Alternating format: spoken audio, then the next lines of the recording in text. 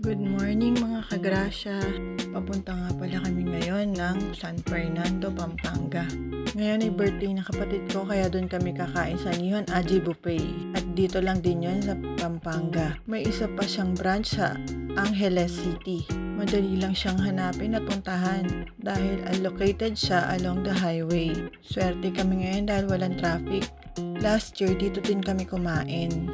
At eto na, natatanaw na namin siya. Medyo maaga lang kami dumating, 10:30. Saktong 11 pa siya magbubukas. At eto nga, naghihintay na kami. Kami ang unang dumating dito.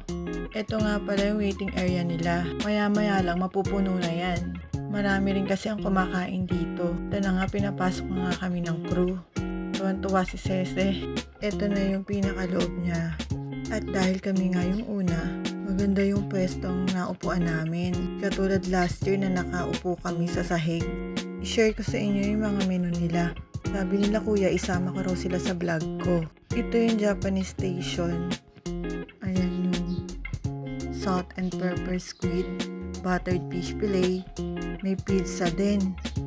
Ayan yung gyoza nila. May mga tempura din dyan at chicharon. Tapos yung parang pizza na yan, okonomiyaki daw. Hindi ko alam yun eh. May takoyaki din pala. Tapos dito yung hot pot station nila. Kumuha din ako dyan. Ito yung sukiyaki, spicy beef soup, miso soup. Masarap yung beef soup nila. Ito naman yung yakisoba. Hindi na ako kumuha yan. Ito yung hapchae noodles. Hindi ko siya nagustuhan.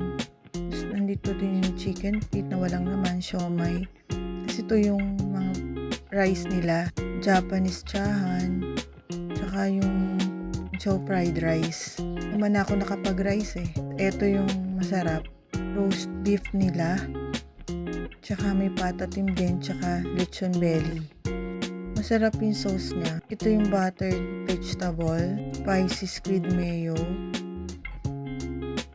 Ito yung kare-kare with bagoong. Spicy seafood yata yan eh. Yung fish fillet. Marami pa doon, hindi ko na nakuhanan. Ito yung dessert station nila. Mga fruits, mga salad, marami. Chocolate fountain pa sila. Jelly, lahat ng klase ng salad. Bahala na kayo kung alin dyan ang pipiliin ninyo.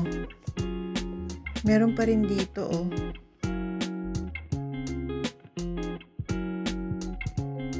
Ito naman yung ice cream station nila, tsaka yung mga inumin nandyan din, ang dami. Dito naman tayo sa mga sushi, tsaka maki. Ang dami niyang pagpipilian. Hindi mo na rin mapapansin niya sa dami. Ito yung mga sashimi nila. Diba, sobrang dami. Hindi sila tipid sa serving, oh. Kung gusto niyo naman ng gimbap at bibimbap, meron dito. Pati nga, may samji din, tsaka mga side dish. Ang dami niyo talagang pagpipilian. Ito na nga yung nakuha ko oh. Ito pa lang yung una kong kinuha. Maya may kasunod pa. Tara, samahan nyo kung kumain. Masarap yung fish fillet nila. Tsaka yung roast beef. Ang sarap ng lasa. Sobrang lambot niya. Oo nga pala, $6.98 per head lang dito. At sigurado ako, sulit sa inyo to.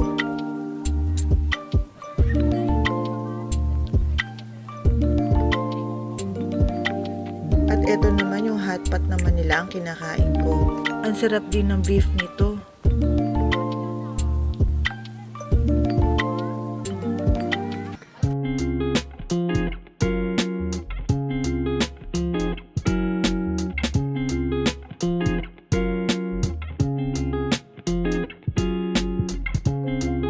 Talagang roast beef, ang dami ko nakain. Try naman natin yung sashimi nila.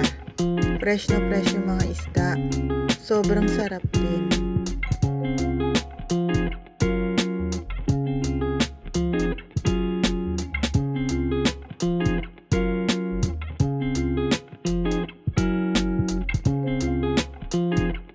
Para tuloy ako nagmukbang na dito eh. Hindi na kaya ako humihinga. Subot dulon lang. Kailangan talaga ubusin, baka mamay pagbayarin pa kami. Try naman natin yung leche flan nila. Hindi ko nagustuhan yung leche flan. Yung red velvet cupcake masarap, tsaka itong banana crepe.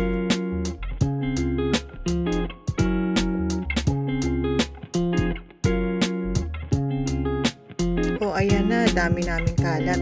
sunod naman namin pupuntahan ay sa Angeles City at hahanapin daw namin yung Moon Cafe dahil magpapapicture ulit yung pamangkin ko. Welcome to Angeles City! Share ko lang guys, dito pala sa Angeles, puro Korean resto ang nandito. Eto na nga kami sa Moon Cafe. Tingnan nyo ang paligid. Parang black and white, para ka talagang nasa moon. Ito yung kanilang entrance. Si Manong, mabait yung guard dito. At eto na ang loob ng Moon Cafe. Diba para ka talagang nasa moon? Ito naman yung mga pastries and breads nila. At mga cakes. Malulula ka lang sa presyo. At ito naman yung mga fries ng coffee. 180 pesos ang isa. Pati si Raya binili din. After bumili ay nagpicture-picture na ang pamangking ko. Ito yung loob niya guys. Libutin muna natin ang buong Moon Cafe.